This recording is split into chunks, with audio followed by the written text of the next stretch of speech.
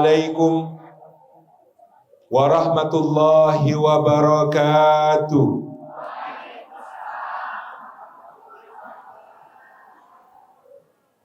Alhamdulillahi haqqa hamdih. Alhamdulillahi hamdan katsiran tayyiban mubarakan fih. Fa subhanallahi wa bihamdih adada khalqih wa ridha nafsih wa zinata arshih wa midada kalimatih. Nahmaduhu wa nasta'inuhu wa nastaghfiruhu wa nastahdi wa natubu ilaih. Wa la na'budu illa iyyahu wa natawakkalu alaih. Allahumma fasalli wa sallim wa barik ala sayyidina Muhammadin wa ala alihi wa ala ashabihi wa dhurriyyatihi wa man sara ala nahji wa sanna bi sunnatihi wa ihtada bi hadihi wa da'a bi da'watihi ila yaumi liqa'i rabbih. Amma ba'du. Sadatal afadil hadratal mukarramin yang kita takdimi, para alim, para ulama, para asatid, para ustadzat, para masyayikh, guru-guru umat yang kita hormati, Gubernur Sumatera Utara Bapak Edi Rahmayadi yang juga alumni SMA Negeri 1 Medan. Saya juga alhamdulillah alumni SMA Negeri 1 Yogyakarta. Sama-samalah kita satu begitu. Para sesepuh, Masya Allah, ada yang angkatan 65. Angkatan 65 itu berarti bapak saya juga baru umur 9 tahun.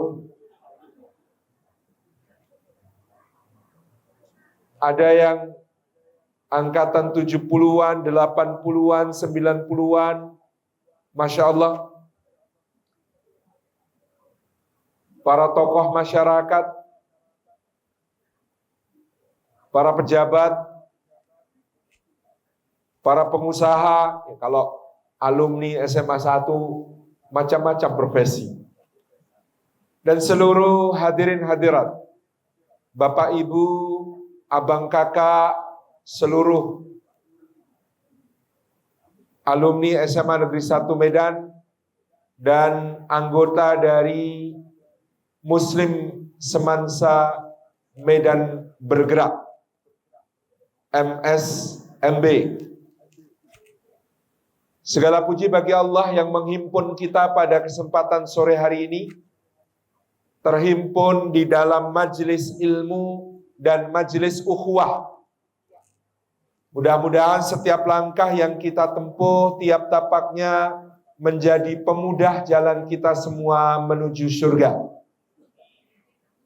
Dan duduk kita semua menjelma taman di antara taman-taman surga, tempat Allah mencurah-curahkan rahmatnya, menaungkan sayap-sayap malaikatnya, menurunkan sakinah ke dalam hati kita, serta menyebut-nyebut nama kita semua dengan bangga pada makhluk-makhluk mulia yang ada di sisinya. Bapak, Ibu, Abang, Kakak, hadirin hadirat yang dimuliakan oleh Allah, betapa berharganya berhimpun dan berkumpul yang di dalamnya terjalin silatul ukhuwah dan silatul rahim. Apalagi kemudian dalam berkumpul itu bergerak untuk memberi manfaat kepada sesama, bergerak untuk menebarkan kasih sayang Allah dan memberikan maslahat dalam berbagai bentuk, seperti yang telah dilakukan oleh Muslim Semansa Medan Bergerak, tadi diceritakan oleh ketua kita sejak pandemi COVID-19. Maka pertama-tama mari kita berikan aplaus untuk Muslim Semansa Medan Bergerak. Karena berkumpul itu saja menautkan persaudaraan, mempererat pertemanan seperti tema kita, berkawan sampai surga. Bukan saya pula yang ngasih kata temanan itu. Agak muskil, maka tadi saya baca temanan. Memangnya orang Medan biasa bilang temanan? Kurasa tidak. Jadi sudah betul itu berkawan sampai surga. Maka berkawan sampai surga ini menjadi cita-cita kita semua. Apa yang terukir di masa SMA, konon masa SMA itu persahabatan dan pertemanan yang terbentuk adalah yang paling terukir kokoh dan paling sulit dilupakan. Kalau yang masih SD agak susah bertahan sampai tua.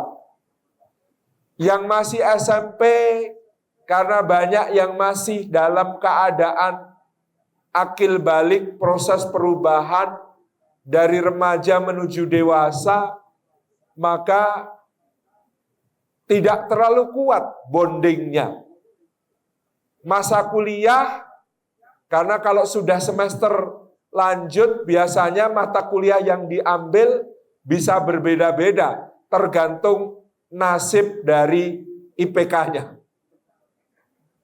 Tetapi kawan di SMA begitu intens pada masa di mana kita sedang betul-betul menghayati peran kita sebagai individu maupun makhluk sosial dalam kedewasaan. Itu masa SMA. Sehingga konon persahabatan masa SMA itu yang paling kuat. Kalau saya merasakan grup WhatsApp yang paling aktif di antara semua grup WhatsApp alumni di handphone saya, itu grup WhatsApp alumni SMA.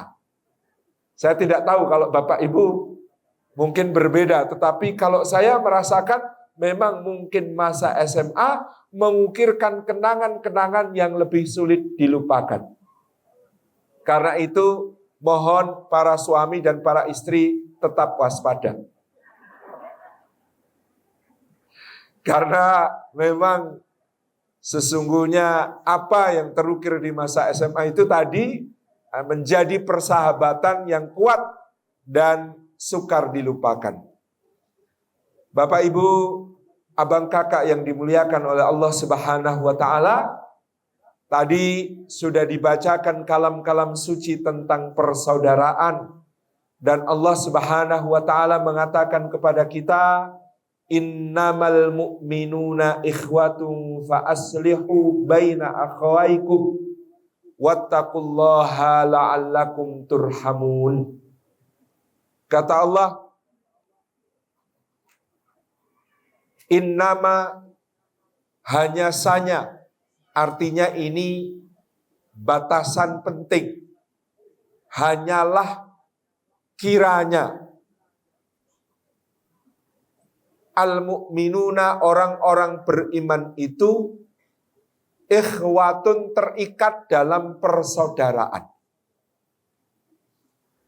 Maknanya persaudaraan karena iman itu persaudaraan yang sangat kuat, lebih kuat daripada persaudaraan karena ikatan darah. Karena kalau persaudaraan karena ikatan darah, ikatan sekandung, itu ditautkan oleh rahim seorang ibu, maka persaudaraan karena iman ditautkan oleh Rahman dan Rahimnya Allah Subhanahu wa ta'ala. Maka orang yang bersaudara karena Allah, dia berada dalam hubungan yang tidak hanya di dunia, tapi seperti tema kita, berkawan sampai surga.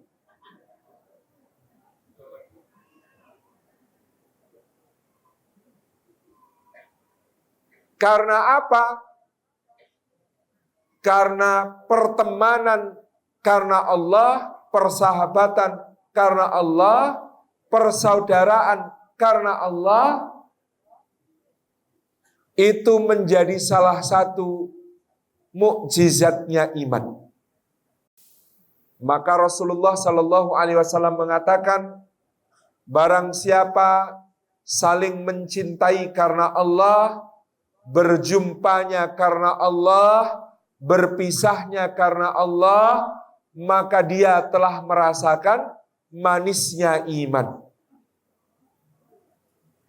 Dan kelak di akhirat, orang-orang yang saling mencintai karena Allah, orang-orang yang saling menautkan hati karena Allah, maka mereka akan diberikan oleh Allah naungan pada hari tiada naungan kecuali naungan Allah. Salah satu di antara 7 golongan yang dinaungi oleh Allah pada hari ketika matahari didekatkan sejengkal, pada hari ketika semua berkeringat dan kegerahan, dan tiada naungan kecuali naungan Allah pada hari itu. Pemilik naungan Allah salah satunya adalah orang yang saling cinta karena Allah. Dan ketika mereka memasuki surganya Allah Subhanahu wa ta'ala, kepada orang yang saling mencintai karena Allah, bersahabat, berteman, berkawan karena Allah, maka Allah akan menganugerahkan mimbar-mimbar dari cahaya. Dan dibanggakan oleh Allah, disuruh untuk naik ke mimbar tersebut, dipamerkan kepada para malaikatul muqarrabin, dipamerkan kepada para anbiya wal mursalin, dipamerkan kepada para siddiqin, auliya was salihin. Dan bahkan dikatakan dalam hadis, orang yang saling cinta karena Allah mendapatkan mimbar-mimbar dari cahaya, yang bahkan akan ada nabi-nabi dan para syuhada yang iri karenanya. Kenapa ada nabi yang iri? Karena ada nabi yang tidak punya pengikut, yang tentu tidak bisa saling cinta karena Allah. Kenapa ada syuhada yang iri? Karena ada orang yang tipikalnya pahlawan di medan perang, tetapi belum tentu ahli di dalam menjalin hubungan akrab dengan sesama satu sama lain. 2 di antara makhluk-makhluk pilihan Allah cemburu kepada orang yang saling cinta karena Allah. Dan bahkan yang namanya saling cinta karena Allah, yang namanya mempertautkan hati karena Allah, maka dia bisa mengantar kita ke kedudukan yang tidak dicapai hanya dengan amal-amal pribadi kita. Imam Hasan Al-Basri mengatakan, istaghfiru min asdiqa'is salihin fa inna lahum syafa'atun yaumal qiyamah. Perbanyaklah memiliki teman-teman yang soleh, karena mereka punya syafaat di hari kiamat. Maka Imam Syafi'i mengatakan, uhibbus salihina walastu minhum, la'alli an ana lebihim syafa'ah.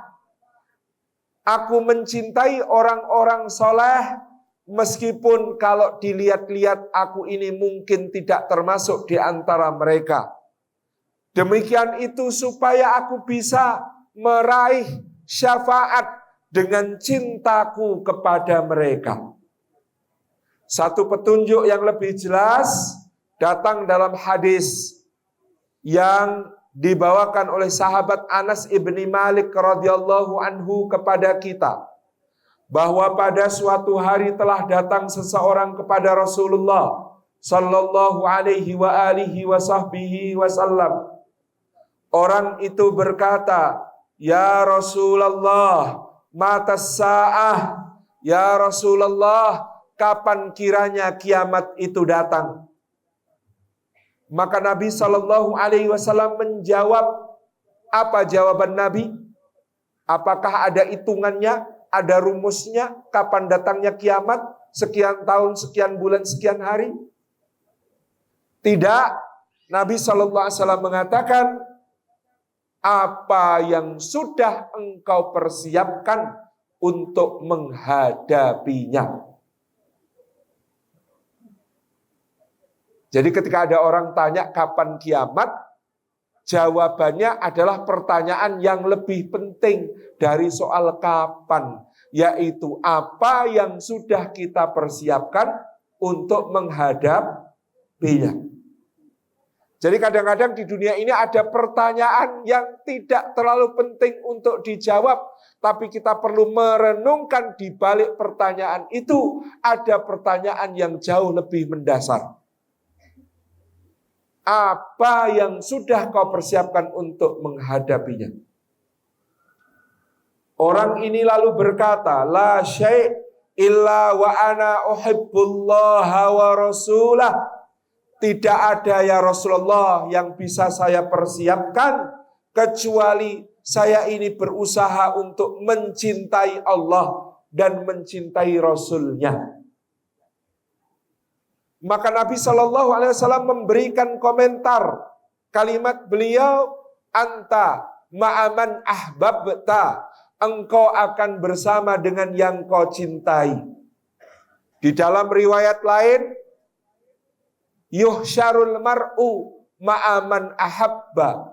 Orang nanti akan dihimpun bersama siapa yang dia cintai. Seseorang itu kelak di akhirat akan dihimpunkan bersama yang paling dicintainya.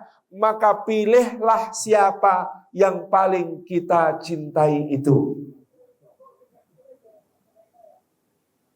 Hadis ini dikomentari oleh si pembawa riwayat, yakni Sayyidina Anas ibnu Malik.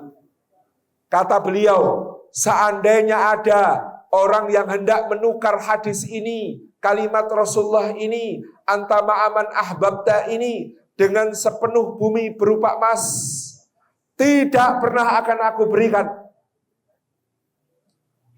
Orang-orang bertanya, mengapa demikian wahai sahabat Rasulullah? Anas bin Malik menjawab, sebab aku ini amalku, sholatku, puasaku, sodakohku, tilawah Quranku, jihadku, semua amalku tidak ada seujung kukunya Umar, tidak ada seujung kukunya Abu Bakar, apalagi Rasulullah Sallallahu Alaihi Wasallam. Tetapi aku mencintai mereka, kata Anas bin Malik.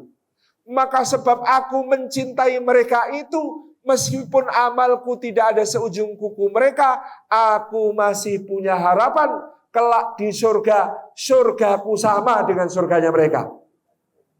Kenapa? Karena aku mencintai mereka, sedangkan Rasulullah bersabda, anta ma'aman ahbabta, engkau akan bersama dengan yang engkau cintai. Maka mari Bapak Ibu hafalkan kalimat Rasulullah ini. Anta ma'aman ahbabta, engkau akan bersama yang kau cintai. Nanti kalau kita mau masuk surga yang tinggi di Firdausil A'la, ditolak sama malaikat. Gak boleh, amalmu sedikit, kok mau masuk sini? Maka kita sampaikan kepada malaikat itu, kata Rasulullah, anta ma'aman ahbabta, engkau akan bersama yang kau cinta. Saya cinta pada orang yang ada di dalam situ. Pakai bilang sama malaikat. Maka tidak ada alasan bagi malaikat untuk menolak kita untuk bisa masuk ke surga Firdausil A'la karena kita cinta kepada orang-orang yang ada di sana. Mudah-mudahan kita semua diberi kehormatan oleh Allah untuk dapat mendampingi Rasulullah Sallallahu Alaihi Wasallam di surga kelak bersama dengan sahabat-sahabat kita, sahabat Muslim semansa medan bergerak, mudah-mudahan semuanya bertetangga di surga Allah. Jadi ini pentingnya cinta, pertemanan, persahabatan sampai surga.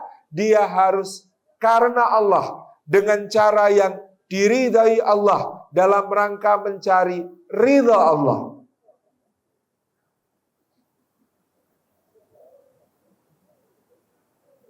ketika seorang hamba datang untuk berkumpul atau berkunjung kepada saudaranya, hujan di luar. Allahumma sayyiban nafi'ah. Allahumma sayyiban nafi'ah. Allahumma sayyiban nafi'ah. Menjadi tanda mudah-mudahan pertemuan kita dicurah-curahi rahmat Allah. Pintu-pintu langit dibuka. Doa-doa diijabah. Maka silakan Bapak Ibu berdoa di dalam hati, memohon yang terbaik kepada Allah Subhanahu wa ta'ala untuk segala hajat-hajat kita. Sambil saya lanjutkan, Masya Allah, tambah deres lagi. Masya Allah.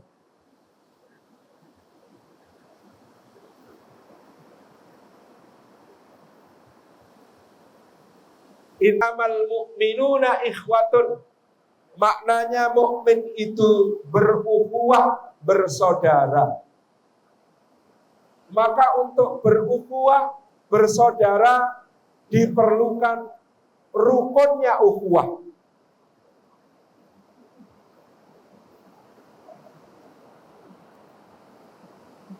Rukunnya ukhuwah itu dimulai dari salamatus sadr atau kelapangan dada.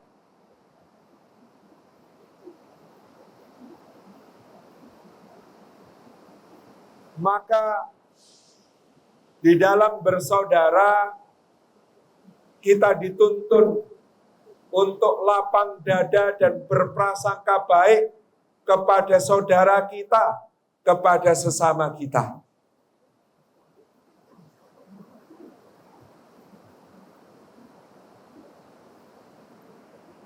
Prasangka baik itu misalnya juga adalah berawal dari prasangka baik terhadap diri kita sendiri. Seperti kisah para sahabat Rasulullah Shallallahu Alaihi Wasallam dalam peristiwa hadisul ifk atau berita dusta tentang fitnah kepada ibunda kita Aisyah radhiyallahu anha. Di mana ketika itu ibunda kita Aisyah radhiyallahu anha mengikuti Rasulullah sallallahu alaihi wasallam dalam salah satu perjalanan. Lalu dalam perjalanan itu ibunda kita Aisyah meminjam kalung saudarinya Sayyidah Asma binti Abi Bakar. Ketika satu saat rombongan sedang berkemah, maka ibunda kita Aisyah pergi ke tempat yang jauh untuk menunaikan hajat pada malam yang sunyi dan sepi. Ketika beliau kembali ke perkemahan, beliau lupa kalung itu tertinggal di tempat beliau tadi beraktivitas. Maka beliau pun kembali ke tempat yang tadi dengan kondisi gelap dan sunyi, sulit menemukan apa yang tadi diletakkan, dan beliau terus-terus mencari karena khawatir kalung itu sangat disayangi oleh kakaknya Sayyidah Asma. Maka ketika beliau kembali ke perkemahan, suasana sudah sepi, perkemahan sudah dibongkar, Rasulullah dan rombongan memutuskan untuk berpindah ke tempat yang lain.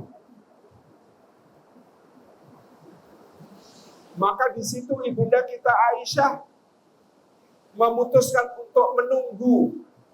Barangkali nanti ada yang meronda, ada yang menjadi tim penyisir di bagian belakang. Beliau menunggu, dan benar sampai tiba seorang sahabat namanya Safwan bin Al-Mu'attal yang kemudian mengetahui ibunda kita Aisyah tertinggal.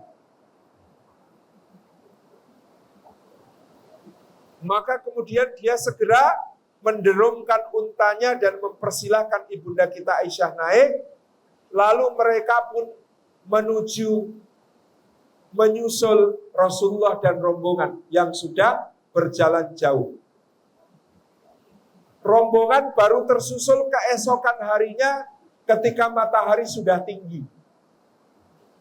Ketika Safwan menuntun unta yang di atasnya ada ibunda kita Aisyah, maka mulailah orang-orang munafik merasa mendapatkan celah untuk memfitnah keluarga Rasulullah dan mendiskreditkan beliau. Sehingga mereka menyebarkan kabar dusta bahwa ibunda kita Aisyah telah berselingkuh dengan Safwan bin Al-Mu'attal. Ketika kabar yang keji ini tersebar, maka para sahabat dipuji oleh Allah dalam Al-Quran karena tidak terpengaruh dengan berita dusta tersebut, dan mereka ada dua golongan. Golongan pertama, misalnya Sayyidina Umar bin Khattab, begitu mendengar orang mengatakan hal yang sedemikian, beliau mengatakan, Subhanallah, hada buhtanun adzim. Maha suci Allah, ini adalah kedustaan yang sangat besar. Ini golongan pertama, orang-orang yang langsung menolak mentah-mentah kabar tersebut. Golongan kedua dipuji oleh Allah sebagai orang yang berprasangka baik terhadap diri mereka sendiri. Di antara contoh dalam riwayat adalah Abu Ayyub Al-Ansari dan istrinya Ummu Ayyub. Yang mana ketika itu Abu Ayyub kemudian berkata kepada istrinya, "Wahai istriku, seandainya engkau jadi Aisyah, kira-kira peristiwa itu terjadi atau tidak?"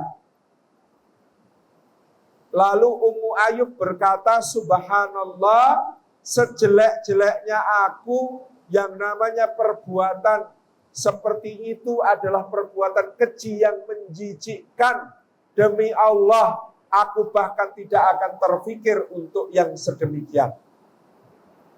Maka Abu Ayyub menyaut, lah kamu saja tidak mungkin, apalagi Aisyah, jelas lebih tidak mungkin. Kemudian Ummu Ayyub juga bertanya kepada suaminya, wahai Abu Ayyub, kalau engkau adalah Safwan bin Al-Mu'attal, kira-kira peristiwa itu terjadi atau tidak? Kata Abu Ayyub, Subhanallah, sejelek-jeleknya aku tidak akan pernah terbersit dalam pikiranku untuk mengkhianati Rasulullah, apalagi menodai keluarganya. Maka Ummu Ayyub berkata, lah kamu saja tidak mungkin, apalagi Safwan. Wong Safwan itu lebih baik daripada kamu. Jadi bermula dari prasangka baik kepada diri sendiri, ini latihan kita untuk bisa berprasangka baik kepada orang lain. Karena kata Syekh Muhammad Al-Ghazali, kalau orang berprasangka baik, maka dia juga berprasangka baik kepada orang. Tetapi orang yang berprasangka buruk kepada orang lain biasanya adalah karena dia membayangkan andai dirinya jadi orang itu, maka dia akan melakukan hal itu. Sehingga orang itu kalau prasangkanya buruk kepada dirinya, maka dia juga akan berprasangka buruk kepada orang lain. Salamatus sadr dalam bentuk yang lain adalah membersihkan hati kita dari rasa dendam dan rasa dengki kepada sesama orang beriman. Karena ini menjadi PR penting di dalam hubungan yang tulus karena Allah.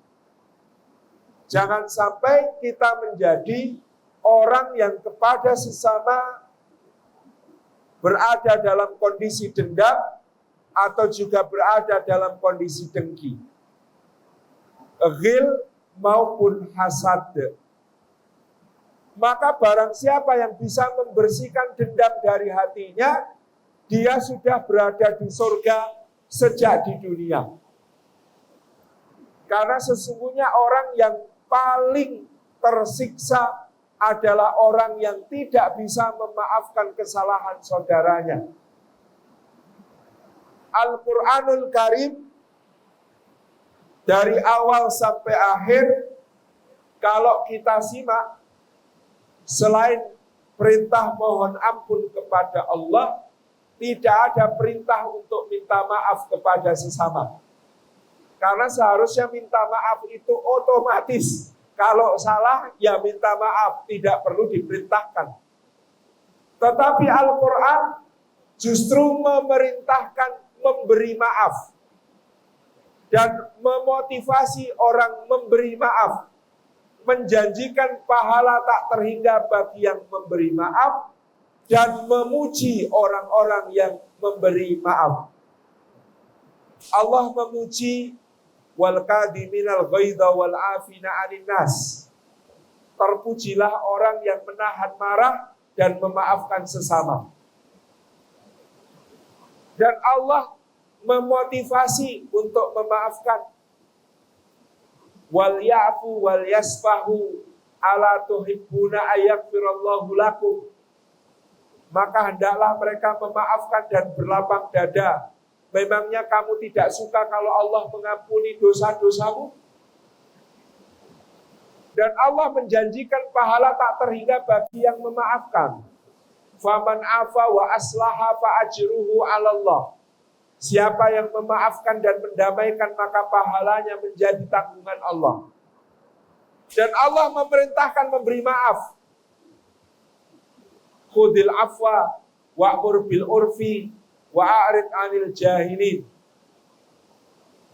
Berilah maaf, perintahkan yang ma'ruf, dan berpalinglah dari orang yang berbuat jahil. Kenapa Quran menekankan untuk memberi maaf, bukan meminta maaf?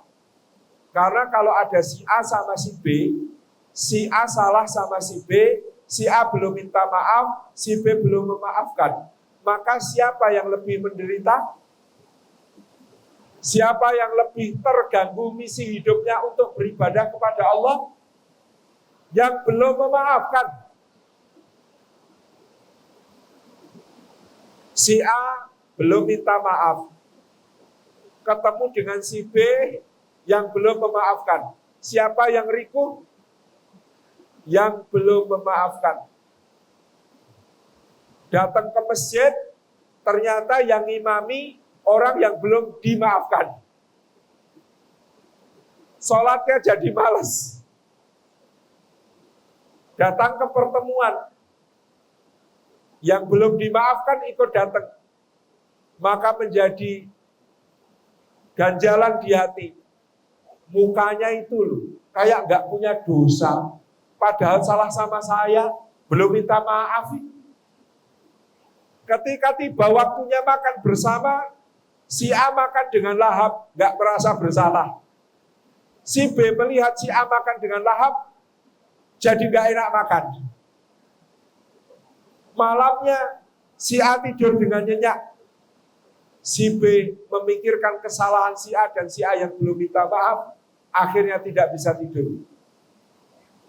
Jadi memaafkan itu surga di dunia sebelum surga di akhirat. Dikatakan oleh para ulama,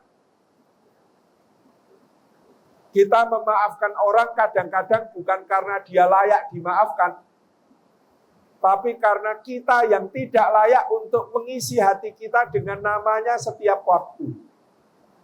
Hati kita terlalu berharga untuk menjadi tempat namanya. Pikiran kita terlalu berharga untuk memikirkan tentang dia. Dan seorang sahabat disebut oleh Rasulullah SAW sampai 3 kali berturut-turut sebagai ahli surga. Karena apa? Karena dia adalah orang yang ahli memaafkan. Dalam hadis dari Abdullah bin Amr bin Al-As, ketika Rasulullah suatu hari menyebut akan datang kepada kita seorang di kalangan penduduk surga. Itu Rasulullah sudah mau takbiratul ihram mimpin sholat. Orangnya baru datang, mukanya basah air wudhunya netes-netes dari jenggotnya. Lalu Rasulullah takbir, dia ikut takbir. Setelah Rasulullah selesai salam, orang itu dicari oleh Abdullah bin Amr bin Al-As, orangnya sudah nggak ada. Jadi orang ini minimalis, datangnya sudah iqamat, setelah selesai salam langsung pulang. Hari kedua juga begitu, datangnya sudah iqamat, begitu selesai salam langsung pulang. Hari ketiga juga begitu, tapi Abdullah bin Amr bin Al-As dengan cekatan mengikutinya ke rumahnya, minta izin menginap di rumahnya, dengan rencana hendak menyelidiki amal apa yang dipunyai orang itu. 3 hari diamati, ternyata tidak ada yang istimewa. Tidak tahajud, tidak sholat malam, tidak sholat sunnah, hanya sholat fardu. Itu pun berangkat ke masjidnya mepet, pulang dari masjid nggak pakai wiritan, nggak pakai dikir-dikir, langsung pulang begitu saja. Sedekah juga enggak, puasa sunnah juga enggak. Maka akhirnya Abdullah bin Amr bin Al-As menyerah. Dia bilang, paman tolong jujur sama saya. Apa amal rahasia paman? Loh kenapa nak? Karena Rasulullah itu nyebut paman ahli surga, ahli surga, ahli surga. Lah saya cari-cari amalnya paman itu enggak ada yang istimewa. Tapi tolong sebutkan paman apa yang kira-kira tidak dilakukan orang lain. Maka orang itu mengaku bahwa setiap akan tidur, dia memaafkan semua orang yang salah kepada dia, dan dia berdoa memohonkan ampunan untuk mereka, supaya tidurnya nyaman dan lelap. Itulah yang membuat dia menjadi orang yang diberi kabar gembira akan menjadi penduduk surga. Karena apa? Karena lapang dada dari sesama. Maka inilah rukun pertama ukhuwah, harus kita latih menjadi orang yang lapang dada dan berprasangka baik kepada orang lain. Yang berikutnya rukun ukhuwah namanya ta'aruf, saling mengenal. Penting bagi kita yang berukhuwah, bersaudara untuk bisa saling kenal.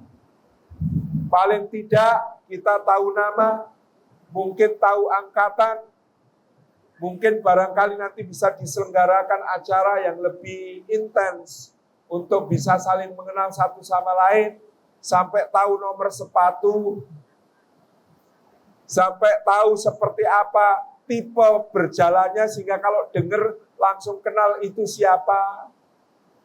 Sampai hafal warna kesukaannya, makanan favoritnya, ya. Itu namanya ta'aruf, saling kenal. Kalau sudah ta'aruf, sudah saling kenal, maka nanti menyusul tafahum, saling memahami. Kalau tafahum itu sampai kalau lihat mukanya tahu harus ngomong apa atau tidak ngomong apa. Ini mukanya lagi muka akhir bulan nih, jangan diajak ngomongin yang berat-berat. Ini dia lagi marah, ini dia tersinggung ini kalau kayak gini ini. Jangan diteruskan bercandanya, dia sudah tersinggung. Itu namanya tafahum. Wah ini kalau kayak gini mukanya ini, dia lagi perlu ditraktir ini. Ini kalau muka-muka begini perlu dibawa ke ucok durian ini. Itu namanya tafahum. Jadi ada level yang lebih tinggi dari sekedar ta'aruf. Dari gelagatnya sudah bisa membaca tindakan apa yang perlu diambil kepada saudaranya. Yang berikutnya dinamakan ta'awun atau saling menolong. Ta'awun atau saling menolong sudah diwujudkan oleh Muslim semansa Medan bergerak dengan kemarin di masa Covid, berbagi dengan sesama, ya, kemudian membagikan zakat mal, kemudian memberikan berbagai bentuk mungkin santunan. Baik sekali kalau kemudian misalnya alumni semansa ini bikin nanti bisa jadi yayasan, lembaga resmi, menghimpun dana dari anggota, memberi beasiswa untuk adik-adiknya di Semansa Medan yang mungkin kurang mampu. Saya dulu ketika lulus dari SMA 1 Jogja, punya beberapa kawan yang kuliah di beberapa perguruan tinggi di luar negeri. Waktu itu saya inisiasi beasiswa Senin Kamis. Apa itu beasiswa Senin Kamis? Teman-teman yang kuliah di luar negeri, saya minta menabung uang makan siang di hari Senin dan hari Kamis, di mana mereka puasa. Karena teman saya yang di Jepang, sekali makan siang, waktu itu kalau dirupiahkan, itu Rp150.000. Sedangkan bayar SPP di SMA 1 Jogja, per bulan hanya Rp50.000. Jadi, sekali makan siangnya mahasiswa alumni SMA 1 Jogja di Jepang, itu bisa membiayai 3 siswa SMA 1 untuk bayar SPP 1 bulan. Pada waktu itu. Jadi beasiswa itu saya jalankan kurang lebih selama saya kuliah, itu kurang lebih 3 atau 4 tahun, kita beri nama beasiswa Senin Kemis. Karena diambil dari uang makan siang hari Senin dan hari Kemis dari teman-teman yang puasa ketika mereka kuliah di luar negeri. Tentu ada juga yang bergabung. Nah, ini bisa menjadi ta'awun, bisa menjadi tolong-menolong. Masya Allah, bisa dibayangkan seperti apa pahalanya kalau nanti salah satu siswa Semansa Medan yang kita beasiswai itu, misalnya nanti ketika meniti jenjang karir, jadi dokter, spesialis bedah saraf, gitu ya, seperti Prof. Rida Dharmajaya, gitu. Wah, itu yang ngasih beasiswa dulu ketika dia bisa melanjutkan di SMA, tentu akan menjadi pahala yang luar biasa. Ini misalnya, kita nanti di Semansa Medan Bergerak, Muslim Semansa Medan Bergerak, punya lembaga, badan hukum, bisa mengutip iuran dari anggota, bisa menjadi beasiswa untuk adik-adik kita. Ini ta'awun. Selanjutnya level persaudaraannya bisa sampai takaful, saling menanggung beban satu sama lain. Dan yang lebih tinggi lagi dinamakan ithar atau saling mendahulukan kepentingan orang lain meskipun dirinya sendiri sebenarnya membutuhkan. Jadi ini Bapak Ibu yang dirahmati Allah, abang kakak semuanya, inisiasi-inisiasi yang bisa kita lakukan ketika kita sudah berkumpul.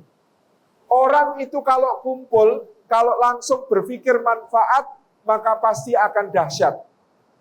Hal kecil yang kita lakukan mungkin terasa kecil sekarang, tetapi bisa menjadi sesuatu yang sangat bermakna di masa yang akan datang. Saya yakin sekali hal semacam itu. Bahkan kita kadang-kadang nonton iklan dari Thailand ya. Iklan dari Thailand itu sering menyentuh hati.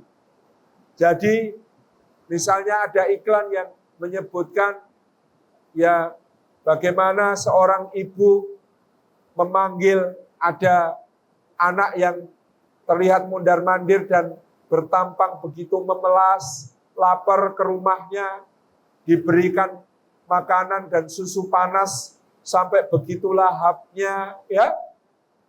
Ternyata ibu penolong ini di usia tuanya terkena kanker, kemudian operasi dan kemoterapinya menghabiskan biaya yang sangat mahal. Ketika kemudian tagihannya keluar ternyata ditulis berbunyi, sudah dibayar dengan sepiring nasi dan segelas susu 20 tahun yang lalu. Gitu ya. Masya Allah ya, hal-hal semacam itu tentu memberi inspirasi bagi kita bahwa tidak ada kebaikan yang bernilai kecil di sisi Allah. Hal jazaul ihsan illal ihsan. Tidak ada balasan bagi kebaikan kecuali kebaikan itu pula. Maka meniatkan berkumpul, bersaudara, sudah mengantar kita insya Allah kepada keridhaan Allah, lalu berkumpul bersaudaranya untuk berbagi manfaat, tentu lebih-lebih lagi akan membawa kita kepada keridhaan Allah yang lebih besar lagi. Demikian saya kira satu pengingat saja bahwasanya ukhuwah kita, temenan sampai surga, kita tempuh dengan dua hal, dengan silatil ukhuwah semacam ini yang juga mudah-mudahan bernilai silaturahmi, karena silaturahmi itu menyambungkan hubungan rahim dengan mungkin leluhur kita dahulu, insya Allah memanjangkan umur dan insya Allah meluaskan rezeki.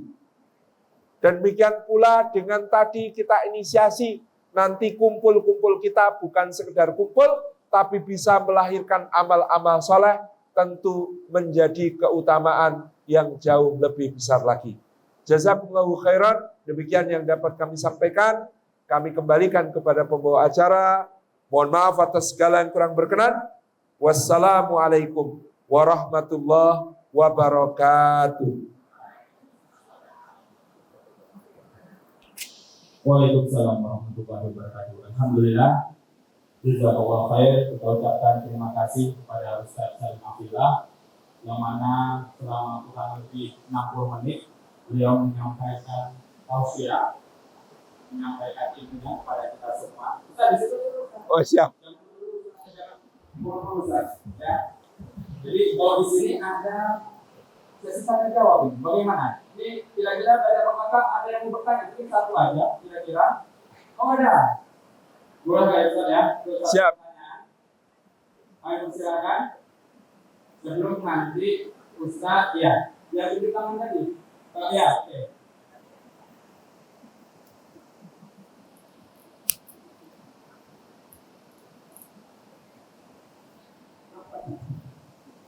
Ya, ini satu saja ya, mengingat kita sudah masuk di penghujung acara sebenarnya, tapi kita manfaatkan kesempatan ini barangkali materi yang disampaikan kita tadi memberikan rasa penasaran. Kami silakan langsung saja untuk mengajukan pertanyaannya.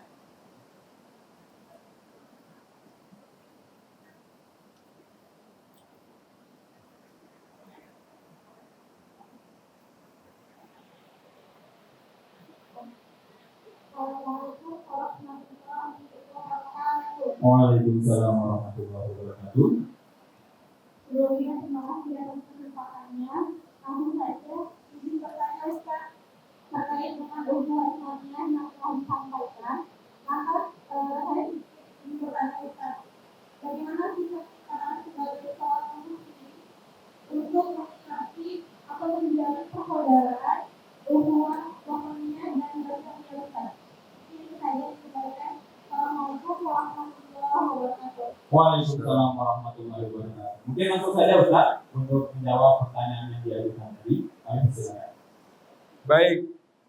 Seorang mukmin tentu punya kewajiban ukhuwah wataniyah dan ukhuwah basyariyah.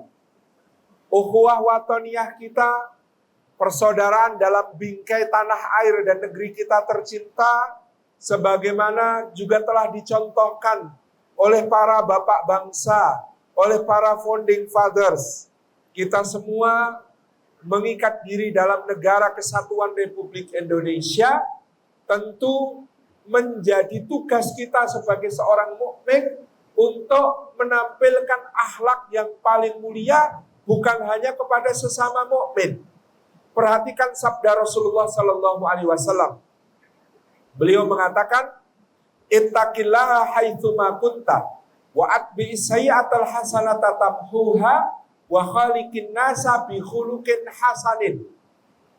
Rasulullah mengatakan, bertakwalah kepada Allah dimanapun engkau berada, susuli segera keburukan yang terlanjur dengan kebaikan supaya bisa menghapusnya, dan berakhlaklah kepada manusia. Perhatikan, Rasulullah bersabda, wa khaliqin nas, berakhlaklah kepada manusia, bukan wa khaliqil mu'minin, bukan wa khaliqil muslimin, bukan berakhlaklah kepada orang Islam, bukan berakhlaklah kepada orang beriman, tapi berakhlaklah kepada semua manusia bi khuluqin hasanin, dengan akhlak yang mulia, dengan akhlak yang baik.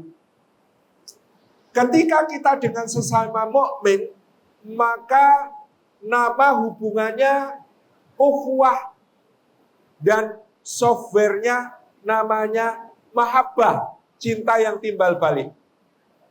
Tetapi bahkan kepada orang yang belum beriman, kita diperintahkan untuk menjadi rahmah.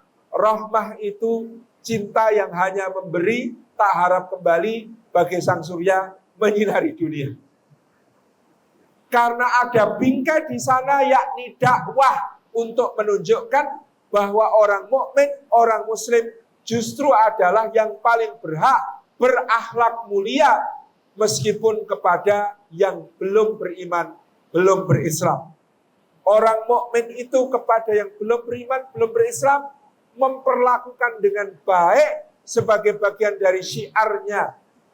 Saudara dan dosen kami dulu kalau di Jepang itu paling rajin berbagi bubur kacang hijau kepada tetangga-tetangga Jepangnya. Dan ternyata hanya bermula dari berbagi bubur kacang hijau, 4 tahun dia kuliah di Jepang, ada 4 keluarga yang kemudian masuk Islam lewat perantaraannya.